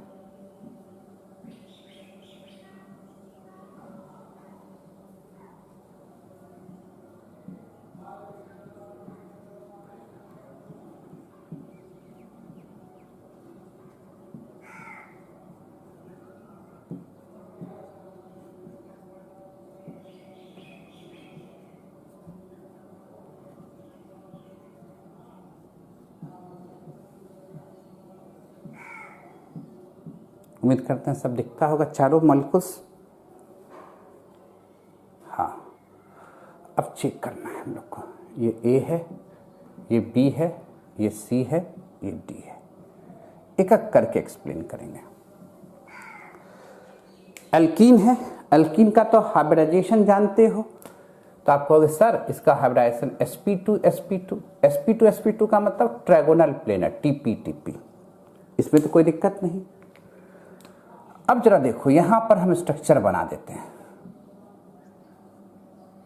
ये प्लेनर मॉलिक्यूल्स है, इसमें हम लोग प्लेन ऑफ सिमेट्री खोजना चाहते हैं, ठीक है।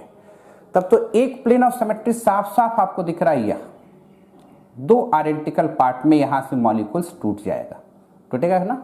एच एच बदलेगा तो पता चलेगा, ये बदलेगा तो पता चलेगा ना। एक भी प्लेन ऑफ सिमेट्री दिखा तो मॉलिक्यूल्स ऑप्टिकली इनएक्टिव है, पर हम लोग सब खोज लेते हैं। ये भी तो होगा, कहेगा जी सर ये भी है। अच्छा, इसमें एक और प्लेन ऑफ सिमेट्री होगा, मॉलिक्यूल्स प्लेनर है।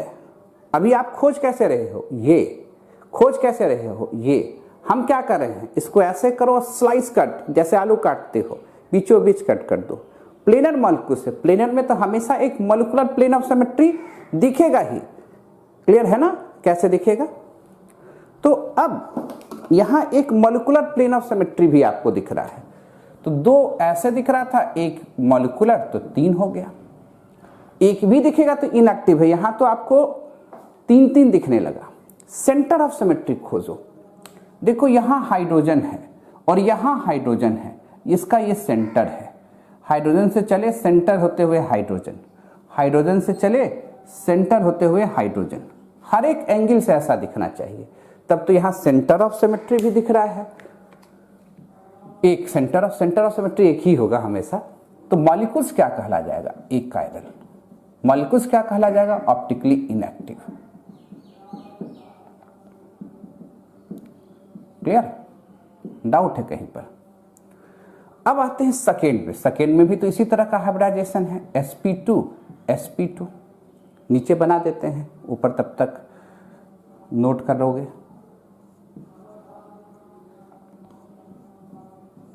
अब देखो, ध्यान से देखना, क्या हम इसको बीचों बीच इस तरह से काट सकते हैं,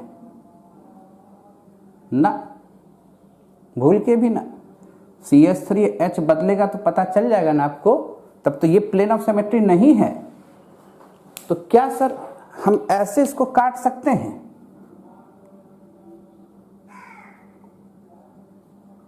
बिल्कुल नहीं। ये बदलेगा तब तो पता नहीं चलेगा, पर ये दोनों बदलेगा तब पता चल जाएगा। तब ये भी प्लेन ऑफ सिमेट्री नहीं है, तब क्या करेंगे, तब इसमें स्लाइस कट, एकदम आलू काटो। फिर से क्या किए हम, यहां एक CH3 लगा दिए, समझना बात को, ये CH3 है। ऐसे हम नहीं कट कर सकते हैं, क्योंकि ये दोनों चेंज करेगा तो हमें पता चल जाएगा। ऐसे भी नहीं कट कर सकते थे, क्यों, क्योंकि ये दोनों चेंज करता तो हमें पता चल जाता। इसको ऐसे घुमाएंगे, मॉलिक्यूलर प्लेन ऑफ सिमेट्री के बारे में सोचेंगे, मॉलिक्यूल्स के बीचों बीच वो कट करेगा, इसी को कहते हैं स्लाइस कट, है ना।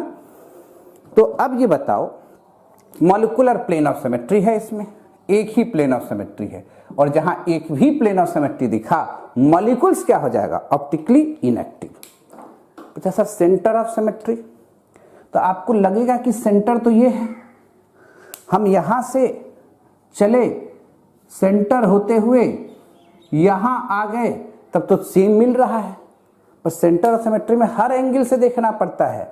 प्लेन ऑफ सिमेट्री किसी एक भी जगह से दिख गया तब तो प्लेन ऑफ सिमेट्री आपको है, पर सेंटर ऑफ सिमेट्री हर एक पार्ट से देखिए, क्या यहां से दिख रहा है सेंटर ऑफ सिमेट्री, नहीं। तो एक सेंटर सभी के लिए होना चाहिए, सेंटर ऑफ सिमेट्री, है ना। इसलिए यहां पर सेंटर ऑफ सिमेट्री नहीं है, absence of centre of symmetry है।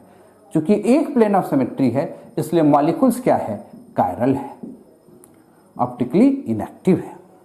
तो सेंटर ऑफ सिमेट्री चेक करने का तरीका समझ में आ रहा है बात, हर एक एंगल से चेक करोगे, है ना।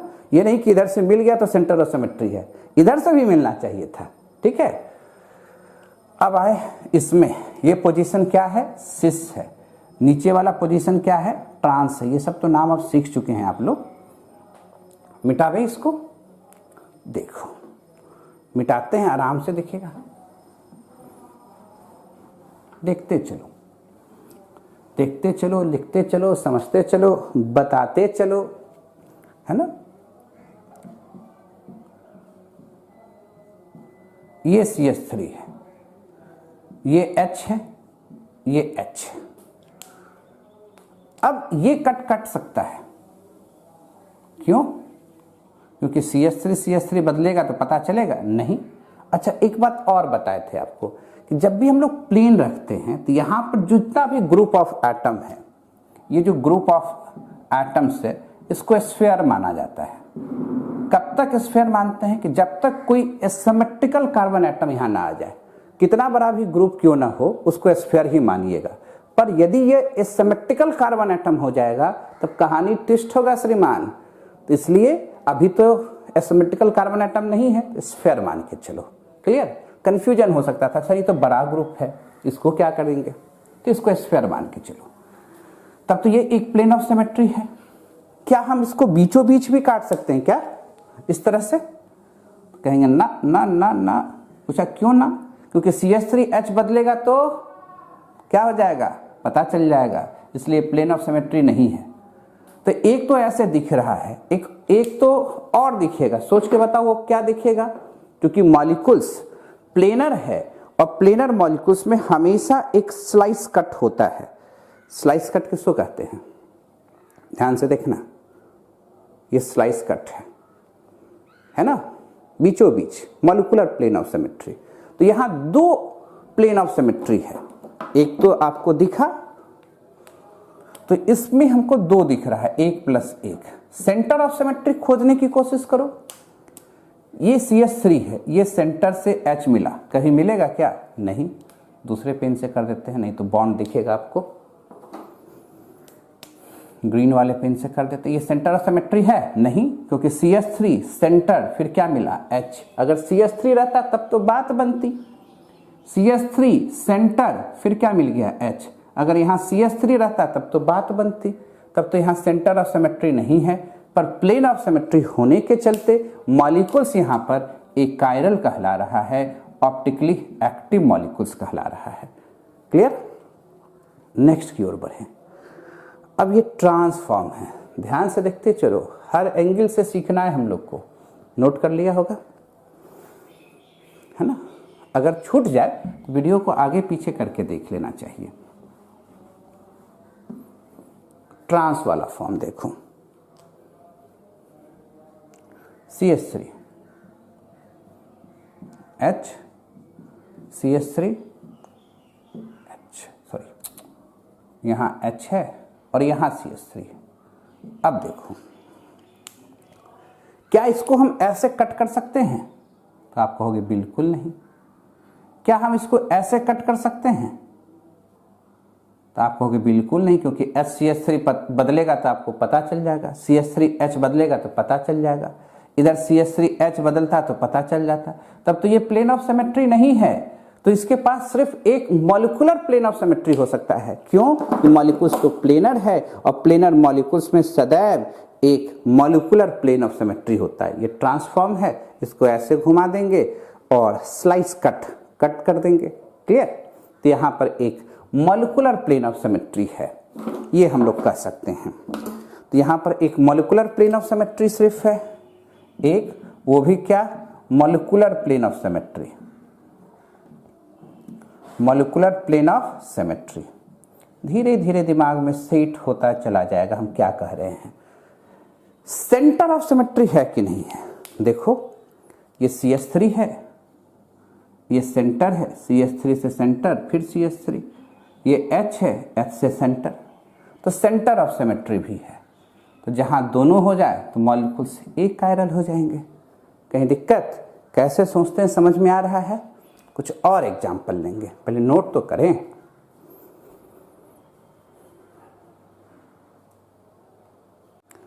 देखिए आगे और एग्जाम्पल सीखते हैं, जितना सीखेंगे उतना अच्छा होगा।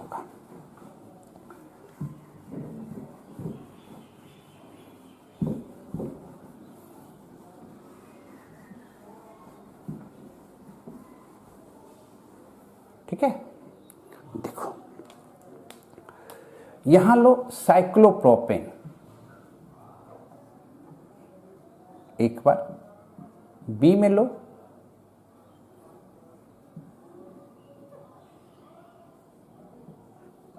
CH3H, CH3H, सी में लो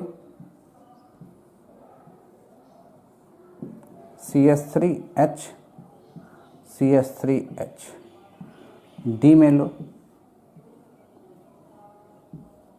CH3H, साइक्लोप्रोपेन है, सिस फॉर्म, ट्रांस फॉर्म, और एक तो जनरल है 1 मिथाइल साइक्लोप्रोपेन। साइक्लोप्रोपेन को हम लोग प्लेनर मानते हैं, है ना। इसका तो दिखा ही चुके हैं, आपको बताने की ज़रूरत नहीं है। प्लेनर है। प्लेनर में कितने प्लेन ऑफ सिमेट्री होगा इस ट्रायंगल में? तो एक या दूसरा, तीसरा और एक मॉलिक्यूलर, 3 + 1। अच्छा ये बताओ, सेंटर ऑफ सिमेट्री खोजेंगे भैया, पाप लगेगा। ट्रायगोनल फॉर्म होगा तो नहीं होगा, नहीं है। मॉलिक्यूल्स क्या? इनएक्टिव। मॉलिक्यूल्स क्या? इनएक्टिव, एक कायरल। मॉलिक्यूल्स क्या? इनएक्टिव, एक कायरल। क्लियर? चलिए ठीक है, ये बात तो समझ में आ गया। इसमें आए, ध्यान से देखिएगा, डाउट कहीं पर? चलिए नेक्स्ट में आते हैं इस पर। CH3 फिगर बना के देखेंगे तो ज़्यादा अच्छा रहेगा। 2 CH3 लगा दो फटाफट।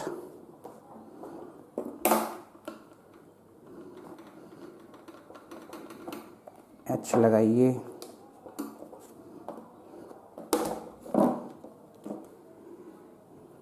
ये वाला कहानी है, ध्यान दीजिएगा। अब ये प्लेनर मॉलिक्यूल्स नहीं है, कभी भी मॉलिक्यूलर प्लेन ऑफ सिमेट्री मत सोचिएगा। अगर हम मॉलिक्यूलर प्लेन ऑफ सिमेट्री इसको कट करते मॉलिक्यूल्स के बीचों बीच, तो ये CH3H बदलता तो आपको पता चल जाता। इसलिए अब ये प्लेनर मॉलिक्यूल्स नहीं है, यहाँ मॉलिक्यूलर प्लेन ऑफ सिमेट्री सोचेंगे तो पाप लगेगा। अब प्लेन ऑफ सिमेट्री है, ऐसा बात नहीं कि नहीं है। अगर हम इसको ऐसे काटते बीचों बीच, यहाँ से ये निकलता, तो ये CH3 बदलता तो पता चलता ना, H बदलता तो पता चलता ना। तो ये प्लेन ऑफ सिमेट्री है बीचों बीच, मॉलिक्यूलर प्लेन ऑफ सिमेट्री नहीं है। तो यहां पर मॉलिक्यूलर प्लेन ऑफ सिमेट्री हम लोग नहीं सोच सकते हैं। यानी यहां पर जो प्लेन ऑफ सिमेट्री है यह, इसको बीचों बीच कट कर सकते हैं। ये प्लेन ऑफ सिमेट्री है। ये CH3 और ये CH3 बदलता, ये HH बदलता तो पता हमको नहीं चलता। तो मॉलिक्यूलर प्लेन ऑफ सिमेट्री नहीं है, और सेंटर ऑफ सिमेट्री तो सोच ही नहीं सकते हैं। तो मॉलिक्यूल्स क्या हो गया? इनएक्टिव। अब जरा देखो, ये नीचे वाला केस में आओ, ध्यान से देखना। नीचे वाले केस में क्या है? ये ट्रांस हो गया, ये बदल गया पोजीशन इसका। अब ध्यान से देखो, जिसको आप कह रहे थे कि ये प्लेन ऑफ सिमेट्री, अब वो भी प्लेन ऑफ सिमेट्री नहीं रहा, क्योंकि अब CH3H बदलेगा तो पता चल जाएगा। CH3H बदलेगा तो पता चल जाएगा, देख रहे हो ना। तब तो ये भी प्लेन ऑफ सिमेट्री नहीं है, और ऐसे तो सोच ही नहीं सकते प्लेन ऑफ सिमेट्री इस एंगल से, क्योंकि ये बदलेगा तो पता चल जाएगा। मॉलिक्यूलर प्लेन ऑफ सिमेट्री तो होगा ही नहीं, क्योंकि मॉलिक्यूल्स तो प्लेनर नहीं है, क्योंकि ये 2 एटम CH3 और H वाला एक दूसरे को चेंज करेगा तो पता चल जाएगा। तो मॉलिक्यूलर प्लेन ऑफ सिमेट्री नहीं है, ये वाला भी प्लेन ऑफ सिमेट्री नहीं है। तो प्लेन ऑफ सिमेट्री तो दिख नहीं रहा इसमें। कहीं से आप कोशिश करो, आपको दिक्कत है तो घर में बनाओ मॉडल बना के देखने की कोशिश करो, अरेंज करो ना अपने से, ज्यादा अच्छा दिखेगा। तो यहां पर कहीं पर भी प्लेन ऑफ सिमेट्री होने की गुंजाइश ही नहीं दिख रहा है। क्या ये प्लेन ऑफ सिमेट्री है? ना, HCH3 बदलेगा तो पता चल जाएगा। क्या पाप कर रहे हो भाई? और ऐसे होगा क्या? अरे भाई, यहाँ HCH3 कहाँ है? यहाँ तो दोनों H है, ये बदलेगा तो पता चल जाएगा। तो प्लेन ऑफ सिमेट्री तो ना है। और 3 मेंबर में सेंटर ऑफ सिमेट्री सोचेंगे तो पाप करेंगे, सोचबे नहीं करेंगे। तो प्लेन ऑफ सिमेट्री भी एब्सेंट है, सेंटर ऑफ सिमेट्री भी एब्सेंट है। कहानी देखो, मॉलिक्यूल्स एक्टिव है, मॉलिक्यूल्स कायरल है, मॉलिक्यूल्स के जो मिरर इमेज होंगे नॉन सुपर इम्पॉसिबल होंगे। ध्यान से समझना, जो एसिमेट्रिकल कार्बन एटम तो ये भी है और ये भी है, ये भी एसिमेट्रिकल कार्बन एटम है। एसिमेट्रिकल कार्बन एटम होने के बावजूद मॉलिक्यूल्स क्या था? इनएक्टिव। एसिमेट्रिकल कार्बन एटम होने के बावजूद मॉलिक्यूल्स क्या है? एक्टिव है। इसलिए आपको बोले कि एसिमेट्रिकल कार्बन एटम से ज्यादा अच्छा कॉन्सेप्ट क्या है? सिमेट्री। इसलिए हमेशा सिमेट्री पर काम करेंगे। अब ये वाला केस क्या है? एक CH3 एक H, तो यहां प्लेन ऑफ सिमेट्री दिखेगा। एक CH3 एक H, यानी देखो ना, बाकी सब जगह हाइड्रोजन है, इसको हटा दो। एक CH3 एक H, ये वाला केस है, एक CH3 एक H, इसी पर प्लेन रख दो। जिस पर प्लेन रखोगे ना उसमें हिल्डोल खत्म, CH3H इसी पर प्लेन रख दो। जिस पर प्लेन रखेंगे हिल्डोल खत्म। तो ये दोनों बदलेगा तो पता चलेगा, कहेंगे ना कैसे पता चलेगा, तो जो ज़्यादा काबिल बन रहा है इसमें प्लेन रख दो, तब तो ये दोनों बदलेगा तो पता नहीं चलेगा। इस पर तो प्लेन ही रखा हुआ है, तब तो प्लेन ऑफ सिमेट्री है, सेंटर ऑफ सिमेट्री सोचेंगे नहीं। मॉलिक्यूल्स क्या हो जाएगा, एक कायरल। मॉलिक्यूल्स क्या हो जाएगा, एक कायरल। अब आप कहिएगा सर इसमें मॉलिक्यूलर प्लेन ऑफ सिमेट्री है कि नहीं, ध्यान से देखो, मॉलिक्यूलर प्लेन ऑफ सिमेट्री नहीं होगा। मॉलिक्यूल्स के बीचों बीच कट करेंगे तो HCH3 बदलेगा तो पता चल जाएगा। तो मॉलिक्यूलर प्लेन ऑफ सिमेट्री इसमें नहीं है, सिंपल एक प्लेन ऑफ सिमेट्री है। क्लियर है, एकदम अच्छे से मॉडल बना बना के देखो। क्या है भैया, सुआ है, बॉल है, आप भी बना सकते हो घर में, है ना। ये नहीं कि मार्केट से परचेज करना है, अपना दिमाग लगाओ, देसी कॉन्सेप्ट बनेगा ही। ठीक है, लिखो। तो और एग्जाम्पल देते हैं, लिखा जाए। जितना एग्जाम्पल करेंगे उतना अच्छा आपके लिए होगा।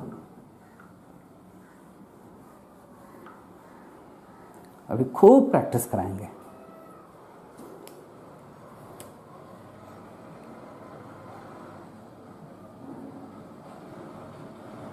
ये CH3 है,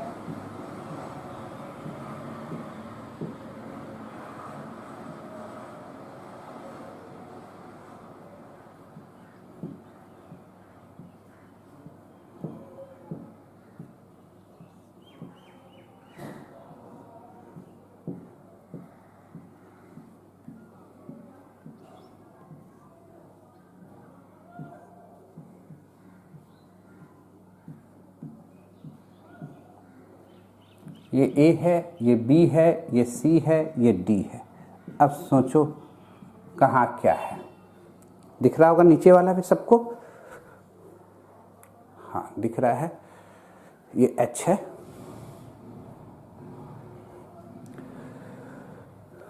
देखो एक बात पहले दिमाग में सेट करो, साइक्लोब्यूटेन हकीकत में इसको हम लोग प्लेनर एज्यूम करते हैं, एज्यूम टू बी प्लेनर। हकीकत में एक कार्बन और दूसरे कार्बन के बीच में 25 डिग्री का उठा पटक होता है। कैसे होता है वो सिखाते हैं आपको। ये हम लोग बोर्ड पर देख रहे हैं तो प्लेनर दिख रहा है ना, पर देखो हकीकत में पकड़ेंगे तो ये क्या दिखेगा, इस दोनों के बीच में ये झुक गया है, तो उसी तरह का कुछ बेंट दिखता है। पर जब भी क्वेश्चन आए तो उसको प्लेनर मान के चलो, तुम क्या मान के चलो, प्लेनर। अगर साइक्लोब्यूटेन रहता तो यहां कितने प्लेन ऑफ सिमेट्री होते, 1 2 3 4, और एक तो मॉलिक्यूलर तो होता ही 5, और इसमें एक सेंटर ऑफ सिमेट्री भी होता। कैसे सेंटर ऑफ सिमेट्री होता, देखो ये सेंटर है, कॉर्नर से चले सेंटर होते हुए कॉर्नर, कॉर्नर से चले सेंटर होते हुए कॉर्नर, मिडिल से चले सेंटर होते हुए मिडिल, तो सेंटर ऑफ सिमेट्री भी है। तो अगर साइक्लोब्यूटेन सिर्फ दे देता तब तो उसको कह देते भैया इसके पास 5 प्लेन ऑफ सिमेट्री, 4 दिख रहा है, एक मॉलिक्यूलर, 4 इस तरह का, एक मॉलिक्यूलर प्लेन ऑफ सिमेट्री होता, और सेंटर ऑफ सिमेट्री भी है, तो ऑप्टिकली इनएक्टिव हो जाता है ना। और क्यों एज्यूम किए हैं ये बात समझ में आया, एज्यूम टू बी प्लेनर ये मान के चले हैं, हकीकत में थोड़ा सा ऊपर नीचे है, 25 डिग्री का एंगल है इस कार्बन और इस कार्बन के बीच में। तो चले यहां से स्टार्ट करें, ठीक है। पहले इसको नोट कीजिए आप, तब एक एक करके चेक करें। लिख लिया भैया, अब चलो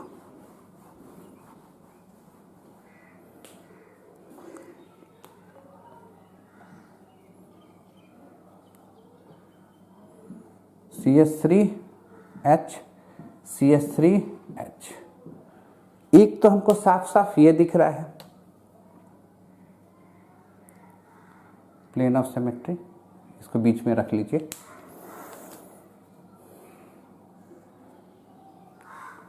एक तो ये दिखा, मॉलिक्यूलर नहीं दिखेगा इसमें, एक और दिख रहा होगा। अगर हम इसी को CH3H को लेते हुए ऐसे रख लें बोला सर हम नहीं समझे ये क्या है। बोले फिगर बना देते हैं, जहां कष्ट है फिगर बना देते हैं। CH3 CH3, समझो बात को, हम H नहीं बना रहे हैं, H नीचे समझ लो, एज्यूम कर लो H है, हम ऐसे डायगोनल पर रखते हैं, है ना, ऐसे, तब ये दोनों बदलता तो पता चलता आपको ना, नीचे तो H है, मान लो H है, वो दोनों भी बदलता तो पता नहीं चलता। अब हम प्लेन ऐसे ही रख देते, इसी पर प्लेन रख देते, तब तो ये दोनों बदलता, जिस पर प्लेन है वो तो हिल डोल करेगा नहीं, तब तो ये दोनों बदलेगा, पता चलेगा ना, तब तो दो प्लेन ऑफ सिमेट्री हो गया। मॉलिक्यूलर नहीं होगा, अगर हम स्लाइस कट काटे, इस तरह से कट करें तो CH3 और नीचे में H है, स्टिक है, दे देते हैं, ये स्लाइस कट करेंगे, इस तरह से निकालेंगे तो ये CH3H है, बदलेगा तो पता चल जाएगा, है ना। तो मॉलिक्यूलर प्लेन ऑफ सिमेट्री नहीं है, हाँ दो प्लेन ऑफ सिमेट्री है। सेंटर ऑफ सिमेट्री है कि नहीं, जरा देखिए, दो प्लेन ऑफ सिमेट्री तो दिख रहा है, एक भी दिखेगा तो ऑप्टिकली इनएक्टिव हो जाएगा, यहां तो दो दो दिख रहा है। अच्छा देखो, ये CH3 है, ये H है, ये CH3 है, ये H है। अब आप देखो, ये सेंटर है, CH3 सेंटर होते हुए क्या आ गया, H, तो सेंटर ऑफ सिमेट्री नहीं होगा, है ना, तो सेंटर ऑफ सिमेट्री नहीं है। पर मॉलिक्यूल्स क्या है, ऑप्टिकली इनएक्टिव, एक कायरल, ऑप्टिकली इनएक्टिव, एकदम बना बना के देखोगे तब समझ में ज्यादा अच्छे ढंग से आएगा। CH3 में आ जाओ, देखो अब CH3H है, ऊपर नीचे है, ट्रांस वाला फॉर्मेट है। अब ये प्लेन ऑफ सिमेट्री नहीं हो सकता है, क्यों, क्योंकि CH3H बदलेगा तो पता चल जाएगा। अब ये हो सकता है,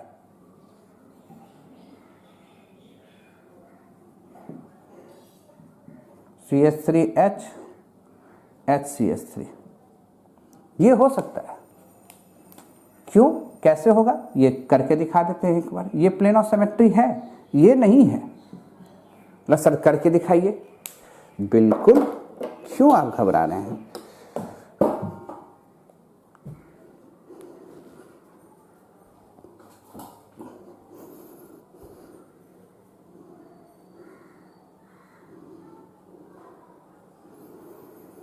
देखो यहां भी एक स्टिक लगा देते हैं, है तो लगा देते हैं।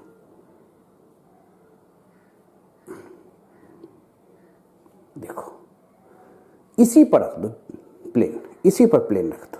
जब इसी पर प्लेन हम लोग रख दिए तब तो ये कार्बन बदलेगा तो पता चलेगा ना, इसी पर प्लेन है ना। मॉलिक्यूलर प्लेन ऑफ सिमेट्री नहीं हो सकता है, क्यों, क्योंकि ये दोनों चेंज करेगा तो पता नहीं चलेगा। अच्छा, ऐसे प्लेन ऑफ सिमेट्री नहीं हो सकता है, क्यों, क्योंकि ये दोनों बदलेगा पता चल जाएगा। मॉलिक्यूलर प्लेन ऑफ सिमेट्री नहीं हो सकता है, क्योंकि ये दोनों बदलेगा तो पता चल जाएगा, है ना। तो क्या हो सकता है, इसी पर प्लेन रख दिए, इसी पर प्लेन रख दिए। जब इस पर प्लेन रखेंगे तो ये दोनों बदलेगा तो पता नहीं चलेगा, है ना। तब आराम से मॉडल बना बना के कोशिश करो, जरूर आएगा। तो यहां पर प्लेन ऑफ सिमेट्री है एक, कौन सा, ये वाला। सेंटर ऑफ सिमेट्री देखो, देखोगे मिलेगा सेंटर ऑफ सिमेट्री भी। CH3 ये सेंटर है, CH3 सेंटर होते हुए CH3, H सेंटर होते हुए H, तो सेंटर ऑफ सिमेट्री भी है। तब तो मॉलिक्यूल्स ऑप्टिकली इनएक्टिव। अब ये दो केस देख लें, आज इतना ही रखा जाएगा, इतने पर बहुत समय लिए हैं आज, है ना। ये आ जाए नीचे वाले पर, भैया नोट करो, दिक्कत हो तो आगे पीछे करके देख लेना।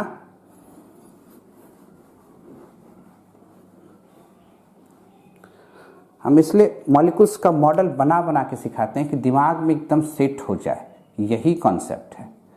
CH3H जब भी एडजेसेंट पोजीशन हो,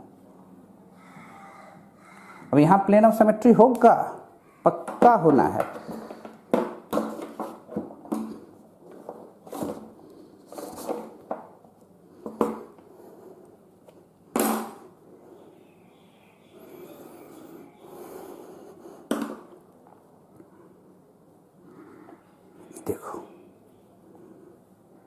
और पकड़ना पड़ता है बॉल को, है ना, ये है। अगर इसके बीचों बीच प्लेन रख देते हैं ऐसे, तो ये दोनों चेंज करता तो पता चलता, नहीं पता चलता। बीचों बीच रखो तो क्या कहलाएगा, इसमें प्लेन ऑफ सिमेट्री है। मॉलिक्यूलर प्लेन ऑफ सिमेट्री तो नहीं होगा, नीचे H है, एज्यूम करो। मॉलिक्यूलर प्लेन ऑफ सिमेट्री तो नहीं होगा। प्लेन ऑफ सिमेट्री कैसे है, ये CH3 बदलेगा पता नहीं चलेगा, H बदलेगा पता नहीं चलेगा। और सेंटर ऑफ सिमेट्री तो सोच ही नहीं सकते हैं, क्योंकि ये दोनों सेंटर से तो पास करेगा नहीं आज से, सेंटर तो इसके लिए यहाँ मिडिल पॉइंट है, तो सेंटर ऑफ सिमेट्री तो होगा नहीं। तो एडजेसेंट पोजीशन पर सेंटर ऑफ सिमेट्री कभी सोचते भी नहीं है, क्योंकि सेंटर ऑफ सिमेट्री होने के लिए CH3 को यहां से यहां आना चाहिए था, जो कि है नहीं। प्लेन ऑफ सिमेट्री है। प्लेन ऑफ सिमेट्री कहां पर है, साफ साफ दिख रहा है हम लोग को कि अगर ये मॉलिक्यूल्स इस तरह से है CH3H CH3H, तो हम लोग ऐसा प्लेन कट कर सकते हैं, ये प्लेन ऑफ सिमेट्री है।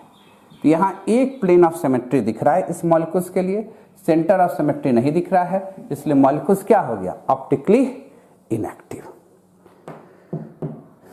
ये वाला लास्ट वाला केस देखा जाए, सबसे इंपॉर्टेंट, यही तो एक्टिव है, यही तो एक्टिव है। देखिए कैसे है, और यही आज हम लोग लास्ट करेंगे।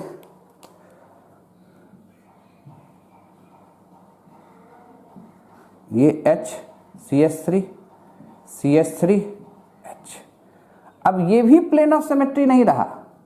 क्यों, क्योंकि H और CH3 बदलेगा तो पता चल जाएगा, है ना, तब ये भी प्लेन ऑफ सिमेट्री नहीं रहा, ऊपर नीचे हो जाएगा तो प्लेन ऑफ सिमेट्री नहीं होगा। और एडजेसेंट पोजीशन पर जब कोई ग्रुप लग जाए तब तो वहां पर सेंटर ऑफ सिमेट्री नहीं होगा। अब सोचो तो प्लेन रखो ऐसे, CH3H बदलेगा तो पता चल जाएगा, CH3H बदलेगा तो पता चल जाएगा। ऐसे भी प्लेन ऑफ सिमेट्री नहीं, ऐसे भी प्लेन ऑफ सिमेट्री नहीं, और centre of symmetry adjacent position पर तो होगा ही नहीं। तो इसलिए हम लोग क्या कहेंगे कि यहाँ पर centre of plane of symmetry नहीं, सेंटर ऑफ सिमेट्री नहीं, मॉलिक्यूल्स क्या है, ऑप्टिकली एक्टिव है, ऑप्टिकली एक्टिव है, ऑप्टिकली एक्टिव है, कायरल मॉलिक्यूल्स है। ठीक है, तो आज हम लोग इतना ही रखेंगे। मिलेंगे कब, कल। अभी ऐसा ही प्रैक्टिस जारी रहेगा, कब तक, जब तक आप सीख ना जाएं, है ना, नोटेड।